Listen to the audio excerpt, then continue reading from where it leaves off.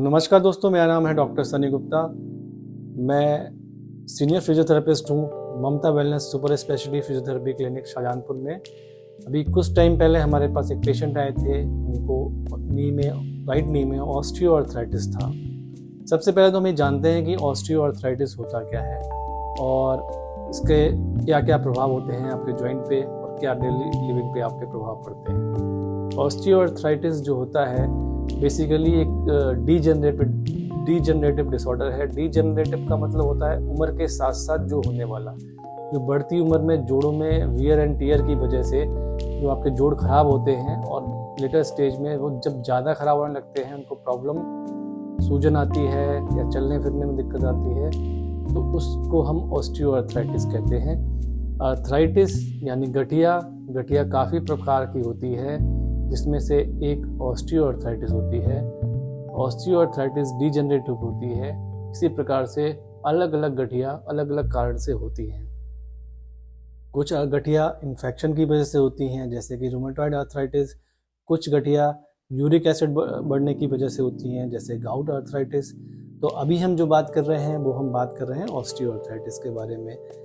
मैं आपको ये जैसे एक घुटना है, घुटने के अंदर ये जैसे ब्लूइश ये कार्टिलेज शो किया गया है, अगर आप देख पा रहे हो तो जो ये ब्लू है घुटने में, ये कार्टिलेज शो किया गया है। जब किसी इंजरी या ओवरवेट या लाइफ स्टाइल में कुछ प्रॉब्लम होने की वजह से या खान पान में कुछ प्रॉब्लम होने की वजह से आपके घुटने के अंदर के कार्टिलेज, जैसे कि इसमें डैमेज हो गए हैं, देखिए जैसे आपके घुटने के कार्टिलेज जब डैमेज होना शुरू हो जाते हैं और जॉइंट ऊपर, ये नॉर्मल जॉइंट है और ये डीजनरेटिव जॉइंट यानी जो है आर्थराइटिक जॉइंट है, देखिए।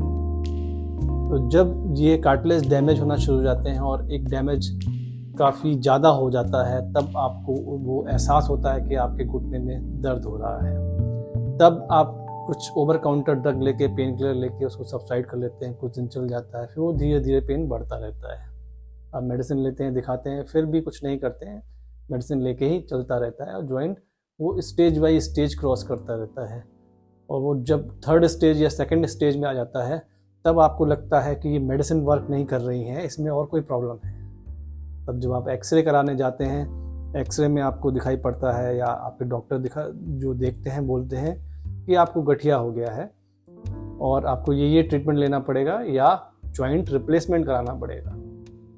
लेकिन अगर आप सही टाइम पर एक फिजियोथेरेपिस्ट को, क्वालिफाइड फिजियोथेरेपिस्ट को दिखाएंगे और प्रॉपर ट्रीटमेंट लेंगे, तो आपकी गठिया या तो रुक जाएगी या रिवर्स हो जाएगी ग्रेड 1 में, यानी आप सारी एक्टिविटी कर पाएंगे, कोई भी प्रॉब्लम नहीं होगी। जैसा कि अभी हमारे जो रिसेंट पेशेंट आए थे उनके साथ में हुआ था।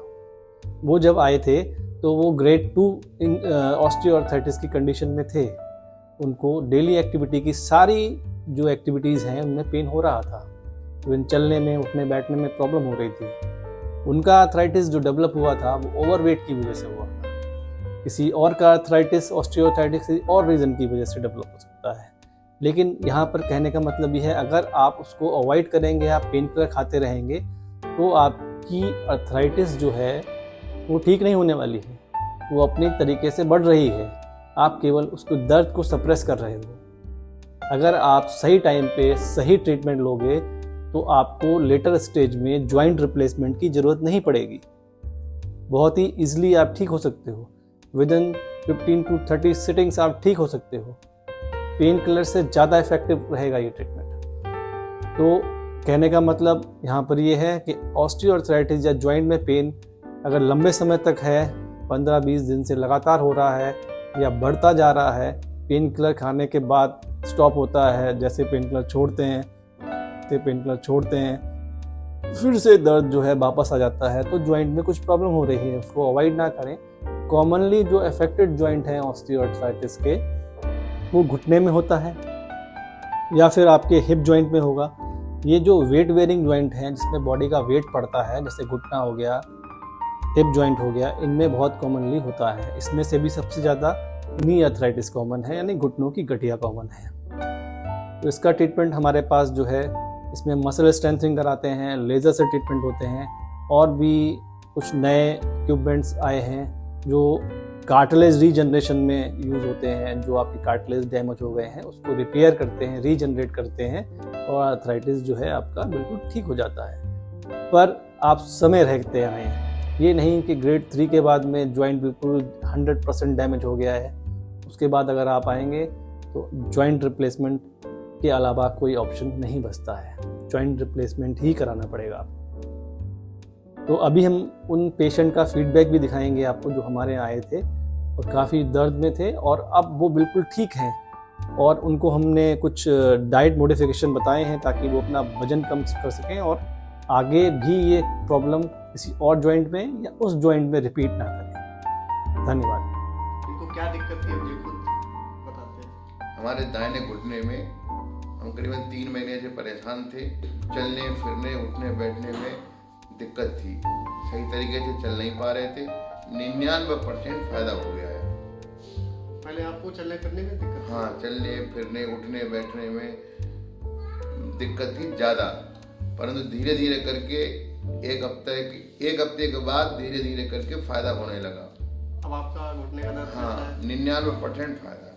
देखिए अब आप बिल्कुल पूरी तरीके से ठीक हो चुके हैं। पूरी तरीके से स्वस्थ हैं, ठीक हैं। केवल हमको अपने आप अपना वजन कम करना है बस।